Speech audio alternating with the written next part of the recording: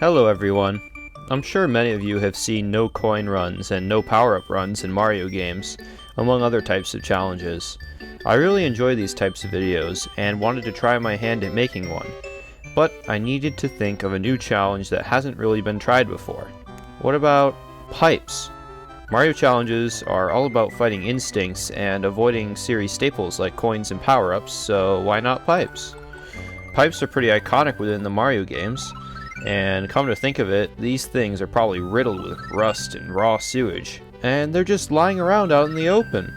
Mario really shouldn't be touching these unsanitary conduits, so that's exactly why we're going to avoid them at all costs.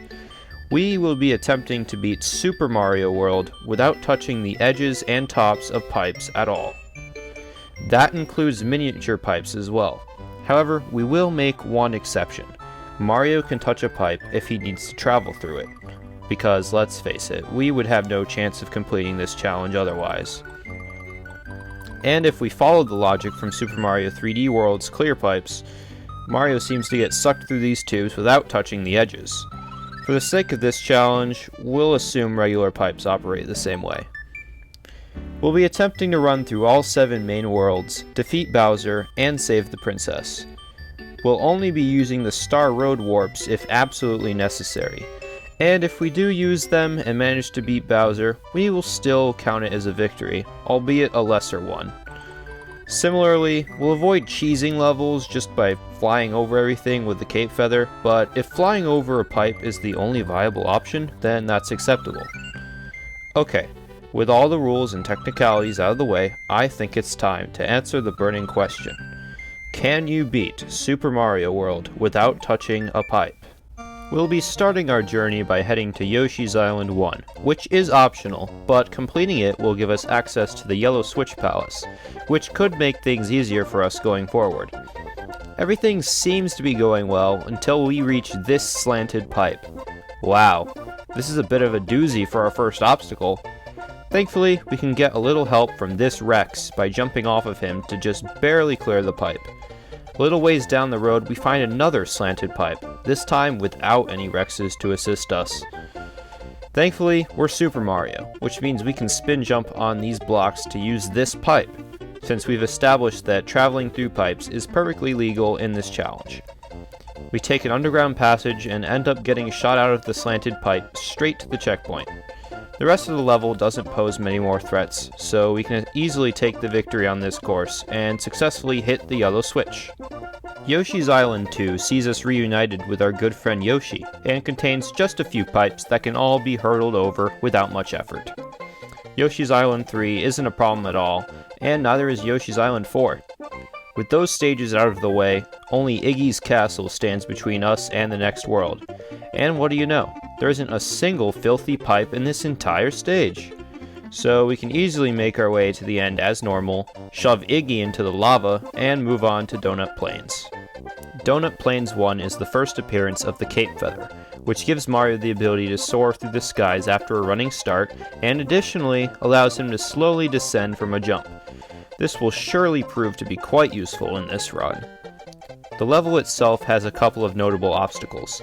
A pipe that can be a bit tricky to maneuver around with this baseball throwing chuck right behind it, and this tight jump between 2 pipes. This is a great example of how important the floaty properties of Mario's cape are. One more thing to note about the level. If for some reason later on we need to use the secret exit located here, well, too bad. The key and keyhole are placed right on these mini pipes, so that's entirely out of the question. Donut Plains 2 is an underground auto-scroller. Most of the pipes to speak of here are on the ceiling, so just don't jump into them. Also, be careful to not let these yellow platforms raise you too close to the pipes. Unless, of course, you're headed for the secret exit, which we are, because it will give us access to the Green Switch Palace. Heading back for the normal exit of Donut Plains 2, we really only need to watch out for this one pipe guarded by spike tops at the end of this cave. Next up is the Donut Ghost House. I guess ghosts don't need plumbing because there are no pipes at all here. Then Donut Plains 3 has like 2 pipes that can easily be jumped over, so no problems here. Donut Plains 4, however, is no breeze. Right off the bat, you need a good running start to clear this pipe. Then you need to look out for this jumping piranha plant, or just take it out with a shell to make this jump a bit easier. Next, we've got to deal with this moving pipe. It's best to make the jump right before the pipe is at its shortest height, so you can be on the other side before it grows and touches you mid-jump. Next is this tense jump where you need to land on a single block of ground. Too far from the pipe and you'll land in the pit. Too close and you'll touch the pipe.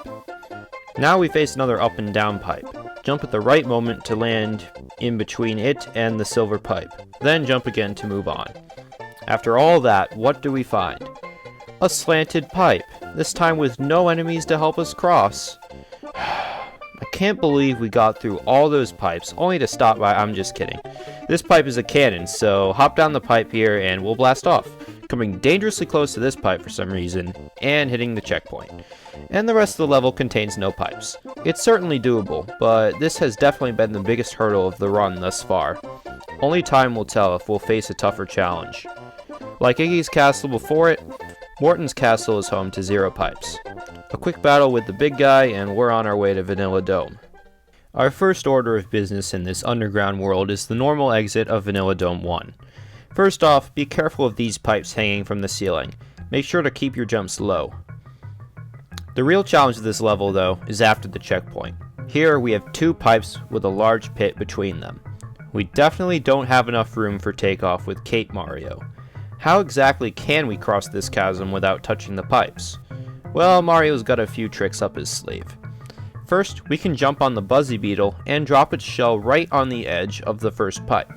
Then we can make use of the screen scroll feature to get a better view of where we need to land, as well as the piranha plant that could get in our way. Once the Buzzy Beetle is about to wake up, we jump so we can bounce off of it just as it awakens, giving us the height we need to clear the second pipe and land right on the green switch blocks. Good thing we hit that green switch.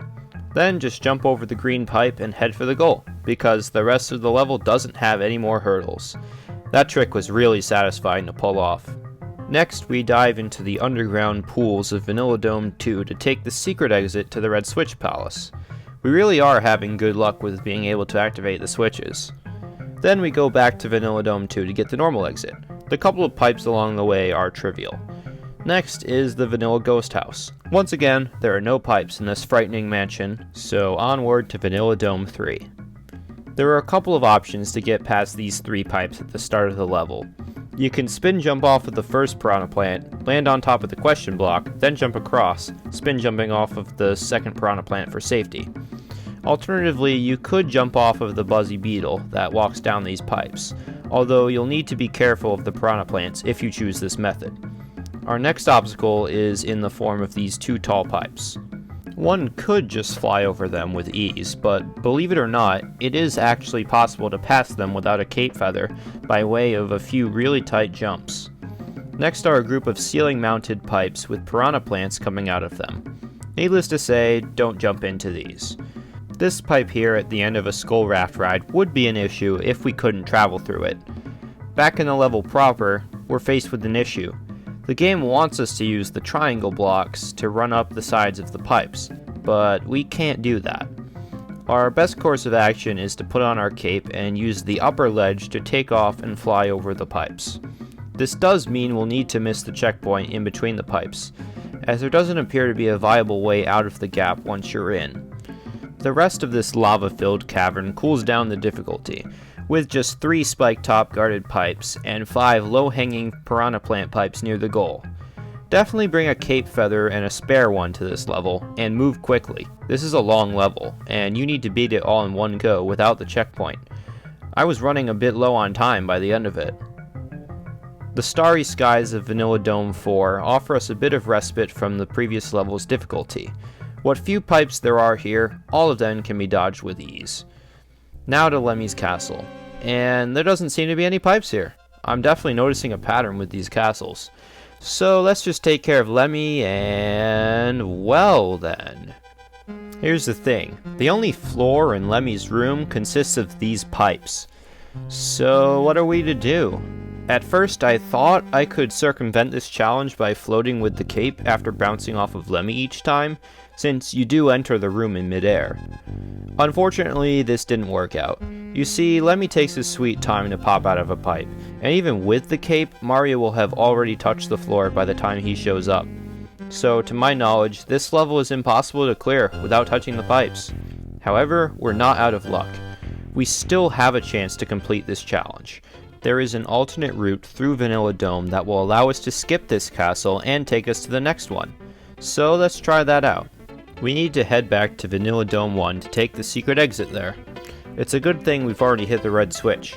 To be safe, we should duck jump onto the blocks in order to sneak past the pipe. Once we take the secret exit, it's on to Vanilla Secret 1. Normally, one would hit this block here and climb the vine that grows out of it to progress through the level. But doing that would require us to touch this horizontal pipe.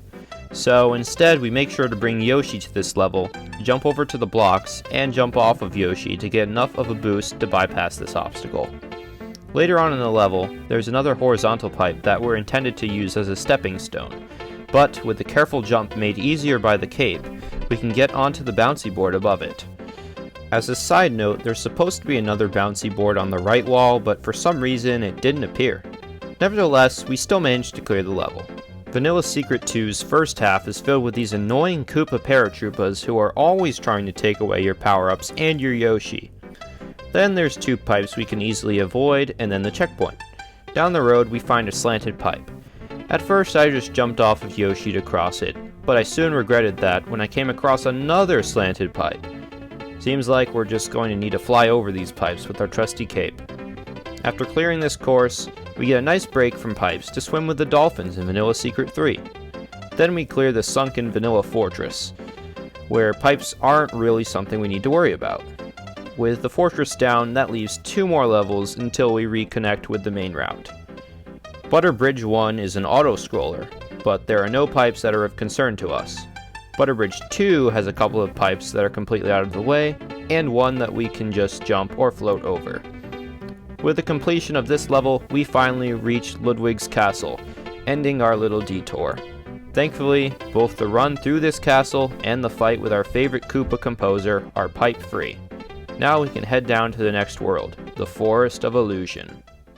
Forest of Illusion 1 has a single pipe right near the goal that can be a bit tricky, but you have a few options for getting across it. You can use the P balloon right here as long as you're quick, or you could just fly over it with the cape. Aside from the one you enter the level from, Forest of Illusion 2 is free of pipes. First, we take the secret exit to go hit the blue switch. With that, we're 4 for 4 on the switches, which we'll no doubt be grateful for as we move forward. Then it's back into Forest of Illusion 2 to grab the normal exit. Forest of Illusion 3 sees us having to dodge a lot more pipes than usual. First is this pair of pipes where the cape's gliding properties come in handy. Then we need to use a trampoline to get over this towering pipe. Next, we use another trampoline to cross these yellow pipes. I cannot stress enough how useful cape gliding is for this level. After the checkpoint, we're faced with a pit flanked by pipes. Honestly, the best move is to just fly over them. From there, we're actually going to take the secret exit in order to leave the forest. Just make sure you're at least Super Mario in order to get to it. Then it's off to Roy's castle, and unsurprisingly, there aren't any pipes to worry about, neither in the level nor in the battle with Roy. Our next destination is Chocolate Island, but how sweet this world ends up being to us remains to be seen. The first half of Chocolate Island 1 isn't much of a problem. There is another one of those slanted pipes, but thankfully it's a cannon, so we can use it to blast the rest of the level. Then we have several pipes to hurdle over, and a bunch of aggressive dinos and jumping piranha plants further complicate the task. With the Cape and Yoshi combo, and the safety net of the switch blocks, we managed to get through this section. Then we hop down the silver pipe to blast off to the goal. Then it's a brief, pipe-free jaunt through Choco Ghost House. Next up is Chocolate Island 2.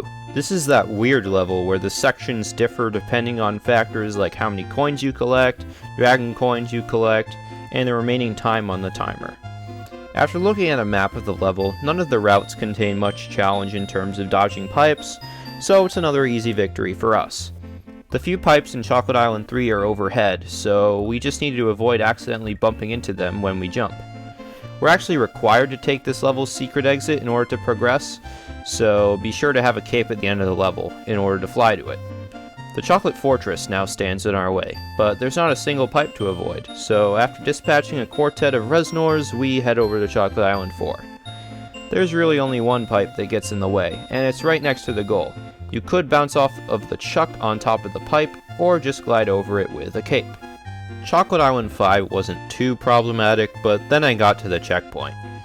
Yeah, there's no way to cross that without taking flight.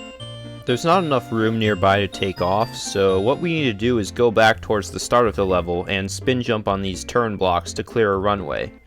Then we can get enough running speed and jump just before this pipe in order to start flying. Then those pipes after the checkpoint are insignificant as long as we stay at the top of the screen. And that's pretty much the rest of the level. Now it's on to Wendy's castle, and while there are no pipes in the level proper, Wendy must have taken some interior decoration tips from her brother Lemmy, and made the floor in her room entirely out of disgusting orange pipes. And just like the fight with Lemmy, there's no potential for cheese here the way I see it. So now what? We were so close to getting inside Bowser's lair. This can't be the end of our quest, can it? Well, not if we look to the stars for help. The Star Road can take us straight to Bowser's castle if we're good at finding secrets. Now, I know this isn't the most ideal condition for victory, as I stated at the start of the video that using the Star Road to outright skip over parts of the game wouldn't be the best ending for this challenge. But we've already come a long way, and proven that we can surmount most any pipe-related challenge the game can throw at us, except for Lemmy and Wendy's darn boss rooms.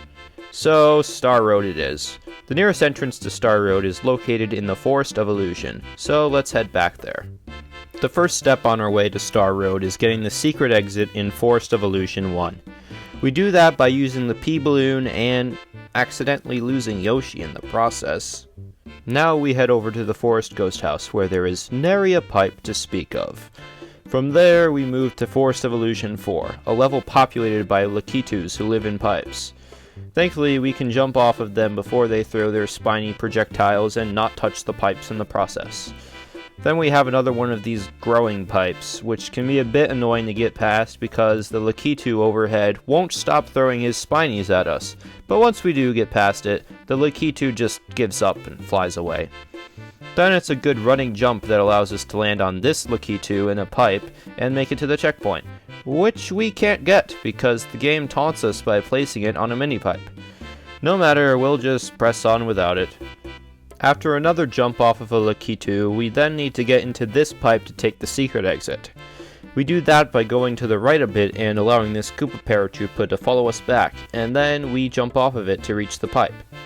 With the secret exit taken, Mario now finds himself in the motion sickness inducing forest secret area, which luckily doesn't put any pipes in our path. After looking away from the screen for a moment, we can take on the Forest Fortress, the final roadblock standing between us and the Star Road entrance. And what do you know? No pipes here either. With the Resnors defeated, we can now travel on to the Star Road. All we need to do here is get the secret exit in Star World 4. This level does contain some pipes, but they're all after the secret exit. All it takes is the green and red switches and a cape or shell to get the key out of the block. And with that, a gateway back to the main world is unlocked. And where do we find ourselves when we take it? Right at Bowser's front door. We've surpassed some real hurdles to get here. Our quest to save the princess without touching the unsanitary plumbing systems of Dinosaur Land hasn't necessarily been a cakewalk, but was it impossible? To that I say nay.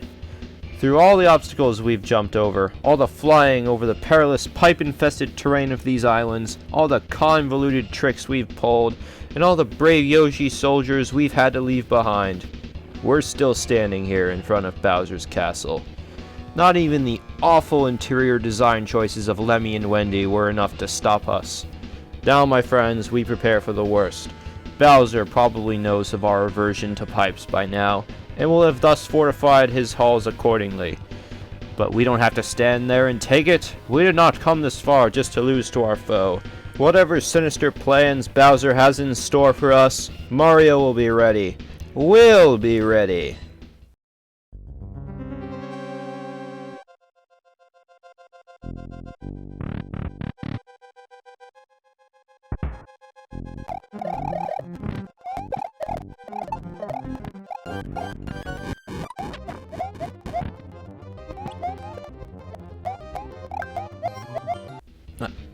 I'm speechless. It's a miracle. We stormed Bowser's castle without having to touch a single pipe. Now, full disclosure, there are multiple routes through the castle, but I'm pretty sure that the only pipes in this castle are just ones you travel through. In a clash with the King of the Koopas himself, we emerge victorious, and the princess is saved.